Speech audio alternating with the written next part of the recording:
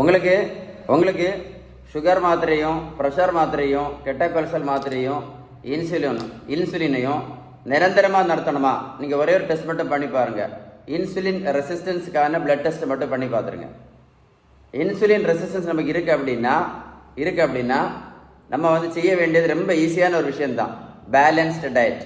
நம்ம வீட்டில் சாப்பிட்ட உணவுல விகிதம் கரெக்டாக இருக்கணும். நல்ல கொழுப்பு சத்து, விட்டமின் சத்து, இனிப்பு சத்து, தாது பொருட்கள் சத்து, புரதம் சத்து கரெக்டாக இருந்துச்சுன்னா இந்த இன்சுலின் ரெசிஸ்டன்ஸ் என்ன ஆயிரும் தெரியுமா? பறந்து ஓடிடும். இது ஓடிட்டுன்னா நீங்கள் சாப்பிட்டுட்டு இருக்க சுகர், ப்ரெஷர், கொலஸ்ட்ரால் மாத்திரையெல்லாம் தூக்கி குப்பையில் போட்டுடலாம். இந்த இன்சுலின் தூக்கி டஸ்ட்பினில் போட்டுடலாம். சொன்ன புரிஞ்சா இல்லையா? அதனால இந்த இன்சுலின் ரெசிஸ்டன்ஸ் இருக்கான்னு கரெக்டாக செக் பண்ணி பாருங்கள் கண்டிப்பாக. சரியா?